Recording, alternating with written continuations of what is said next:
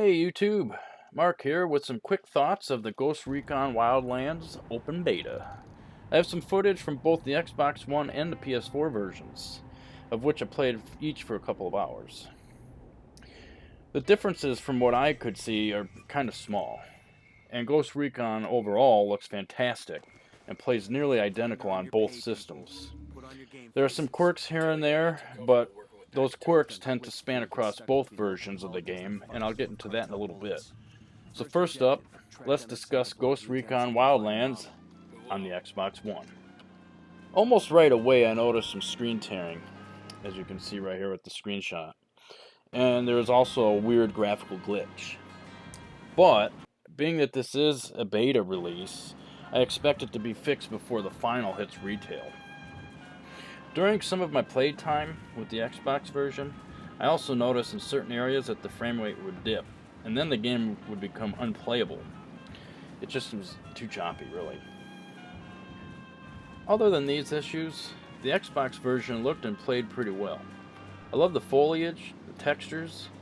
In fact, the textures are pretty damn good for an open world game. The character models are decent, and overall I'd have to say that the game looks like it's going to be pretty fun, regardless of system. On the PS4, the game ran smoother. I didn't see any screen tearing or any weird glitches during my playthrough.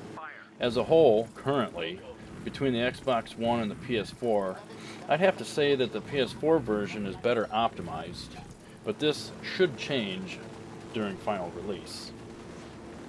For both games, they did have some quirks that I didn't really care for. The controls for the helicopter, for example, they're absolutely awful. Controlling it is quite hard, and you can crash quite easily, as you can see. It's just not stable. I think that, in my opinion, if they were to take the idea of flying like an RC, radio-controlled helicopter, or even take some of the ideas that, like for instance, Battlefield 4 had helicopters in it, Grand Theft Auto 5, other games that have their helicopter flying pretty much down, more like an arcade style that is just easier to play, or in this case, easier to control.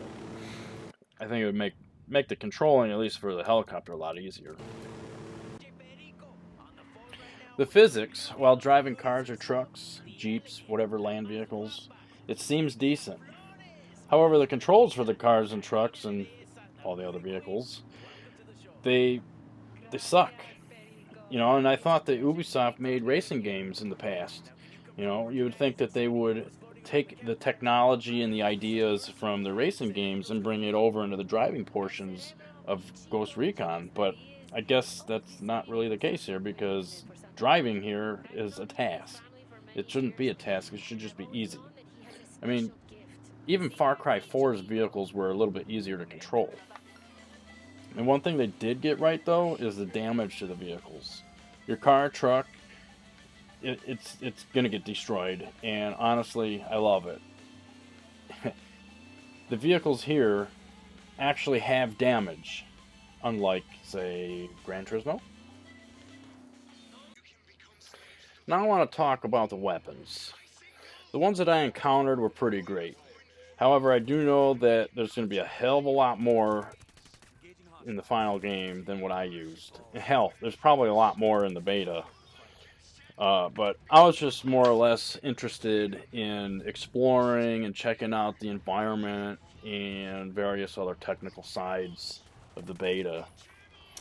But not having any complaints there, I do want to say that the controls for shooting, definitely good. You can tell that they, basically, you could say they use the same ideas behind every other shooter on the planet, which would include their own, such as Far Cry 4, The Division, various other games. And speaking of Far Cry 4 and The Division, to me, this game is almost like a mixture of it. You have this vast, huge environment that is just gorgeous and has plenty of, foliage and even like the roads and various things, and being able to fly throughout. I mean, you're practically unlimited here. It's pretty nice. And then you have the visuals, which, at least for the environment, they're outstanding. Some of the textures, at least with the Xbox version, tend to pop in here and there, which I didn't see any of that on the PS4. But the draw distance overall, I think, on both systems is pretty far. And if you can see it, essentially you can go to it. It's pretty awesome. We recruit the people we know. Amigos from La Calle, those we might meet in prison. And we may see something in these hombres that we like, something that has potential. I'm sure that once released, the issues that I encountered will be fixed. And maybe not the controls for the helicopter, but one can wish. Of course, if not, I'm sure they will, they'll fix it down the line with patches, since that's what developers do these days. Patch, patch, patch, patch, patch. I tell you what, I miss the days of yesteryear. I just kind of want a complete game on release. Anyways, I'd like to thank you for watching, and I hope you'll come back soon. So don't forget to subscribe and definitely hit that like button. And if you didn't really like it, then you know what to do. And with that being said, like always, happy gaming. To kill his enemies. And if a man gives me his loyalty, I give mine back. He will share in the fruits of our cause, and he will have his place in our paradise. But if a man does not, he will suffer the same fate as our betrayer, Ricky Sandoval. He will die in agony, screaming till his lungs give out, and then he will be discarded, tossed away into the dirt, like the garbage